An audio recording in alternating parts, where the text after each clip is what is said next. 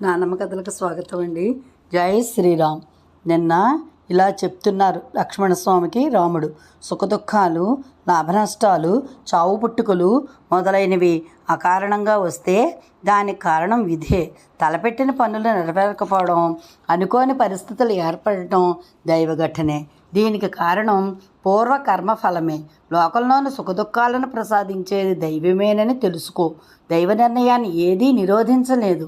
ఎంతో శ్రద్ధతో చేసిన పనులు కూడా ఒక్కొక్కసారి సఫలం కావు. ఒక్కొక్కసారి ఏ ప్రయత్నము చేయకపోయినా ఎదురుచూడని ఫలితాలన్నీ సమకూరుతాయి. ఇక నేను తండ్రి గారి మాటను నెరవేరుస్తాను అని దృఢంగా చెప్తూ లక్ష్మణ్ణి శాంతింపజేశాడు. ఆ తరువాత కౌసల్యాదేవి తాను శ్రీరాముడితో వస్తానంటే దానికి శ్రీరాముడు, అమ్మా, ఈ పరిస్థితుల్లో నాన్నగారిని విడిచిపెట్టి రావడం నీకు ధర్మం కాదు. ప్రతి మనిషికి ధర్మాన్ని ఆచరించడాన్ని మించిన వ్రతం అనేది ఏదీ లేదు. నోములు, దీక్షలు ఇవన్నీ ధర్మంలోని భాగాలే. వ్యక్తిగత ధర్మాల్ని పాటించేవాళ్ళు వ్రతాలు, పూజలు చేస్తే మరిన్ని సత్ఫలితాలు పొందవచ్చు. అంతేగాని ప్రధానమైన ధర్మాన్ని విడిచిపెట్టి చేసే నోములు, వ్రతాల వల్ల ప్రయోజనం శూన్యం. ఎంతమాత్రమూ సత్ఫలితాలు రావు. అన్ని శ్రేయస్సులకు ధర్మాచరణ ఒక్కటే మార్గం. నేను తండ్రి గారి మాట కాదనలేను. అది నా ధర్మం. ఇది మొండివాదన కాదు, మహాత్ములు నడిచిన దారి.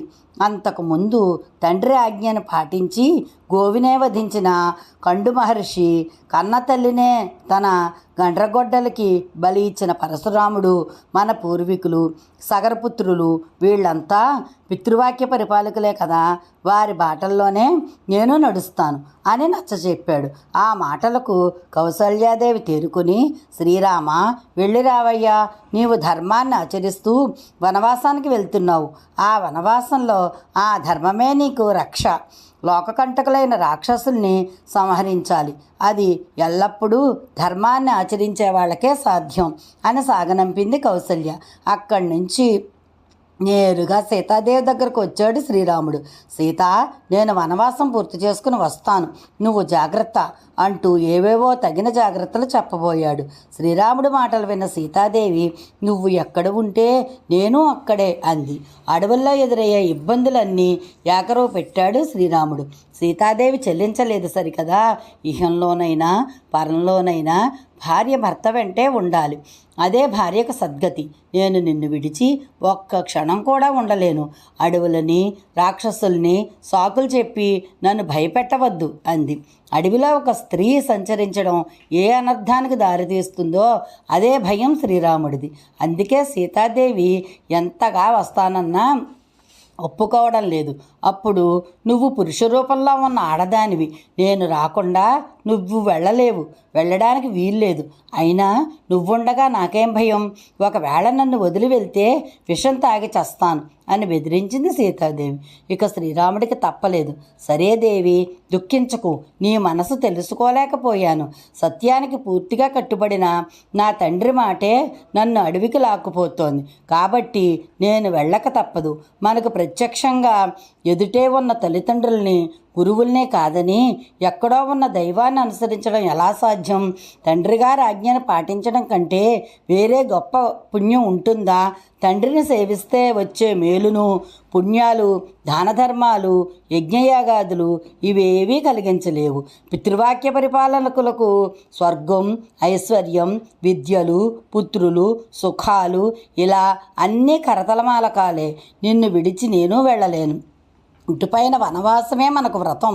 కాబట్టి ఇక్కడి సంపదలతో మనకు పని లేదు. అన్నీ దానం చేసేయి, వనవాసానికి కావలసిన ఏర్పాట్లు చూడు అన్నాడు. సీతాదేవి పరమానంద భరితురాలయ్యింది. ఇంతలో లక్ష్మణుడు వచ్చాడు. శ్రీరాముడు ఎంత చెప్పినా లక్ష్మణుడు వినిపించుకోలేదు. నువ్వు ఎక్కడ ఉంటే నేను అక్కడే అన్నాడు. శ్రీరాముడు సరేనని వశిష్ఠుల వారి ఇంట్లో ఉంచిన ఆయుధాలను తెమ్మన్నాడు. శ్రీరాముడు సరే అని వశిష్ఠుల వారి ఇంట్లో ఉంచిన ఆయుధాలను తెమ్మన్నాడు లక్ష్మణ్ణి. అలాగే గురుపుత్రుడైన సుయజ్ఞుడిని పిలిపించుకు రమ్మన్నాడు. సుయజ్ఞుడు వచ్చాడు. అప్పుడు శ్రీరాముడు తన బంగారు ఆభరణాలు ఇచ్చి అతన్ని సత్కరించాడు. సీత కూడా అతడి ధర్మపత్నికి తన ఆభరణాలు ఇచ్చింది. శ్రీరాముడు తన మేనమావ గారు ఇచ్చిన శంత్రుజయం అనే ఒక ఏనుగును 1000 బంగారు నాణాలను కూడా ఇచ్చాడు. తరువాత త్రిజటుడు అనే పేద బ్రాహ్మణుడికి అనేక గోవుల్ని దానం ఇచ్చాడు. ఎండిపోయిన చెరువుల్లాగా కళాకాంతలు లేని దశరథుడు తన అంతఃపుర కాంతలు 350 మందితో కలిసి శ్రీరాముడికి వీడ్కోలు పలుకుతూ మూర్చపోయాడు. కొంచెం తెప్పరిల్లాడు. ఇప్పటికైనా మొండిపట్టు వీడమని కైకేయిని వేడుకున్నాడు. ఆమె వీడలేదు. కనీసం ధనధాన్యాలైన శ్రీరాముడితో పంపుతానన్నాడు. సిద్ధార్థుడు అనే మంత్రి కైకేయికి నచ్చచెప్పే ప్రయత్నం చేశాడు. కైకేయి శశమేరా అంది. ఆమె ముఖంలో రంగులు మారాయి. అది చూసి శ్రీరాముడు, రాజా, ఏనుగునే దానం ఇచ్చి దాని నడుముకు కట్టిన తాడు కోసం ఎవడైనా వెంపర్లాడతాడా? నేను సర్వం త్యజించాను. ఇవన్నీ నాకెందుకు? అయినా వనవాసానికి కావలసినవి ఒక గుణపము, ఒక గంప మాత్రమే. అవి ఇవ్వు చాలు అన్నాడు. తానే స్వయంగా నారచీరలు తెచ్చి కట్టుకోమని శ్రీరాముడికి ఇచ్చింది కైకేయి. ఇదంతా చూస్తున్న బ్రహ్మర్షి వశిష్ఠుల వారికి ఆగ్రహం కట్టలు తెంచుకుంది. కైకేయిని నిందించాడు. కోసల రాజ్యం కంటతడి పెడుతోంది. సీతారామలక్ష్మణులు దశరథుడికి ప్రదక్షిణం చేశారు. కౌసల్యాదేవికి నమస్కరించారు. లక్ష్మణుడు సుమిత్రకు నమస్కరించాడు. అప్పుడు సుమిత్ర లక్ష్మణుడితో ఇలా హితవు పలికింది. నాయనా, రాముణ్ణే దశరథుడనుకో, సీతాదేవినే నేననుకో, ఆవిడనే అయోధ్య, ఆ అడవినే అయోధ్య అనుకో. వెళ్ళు, నీకు శుభం కలగాలి అని దీవించి సాగనంపింది. సుమంత్రుడు రథం తెచ్చాడు. ముందుగా సీతాదేవి అధిరోధించింది. 14 ఏళ్లకి సరిపోయేలా ఆభరణాలు, వస్త్రాలు అందించాడు మామగారు సీతాదేవికి.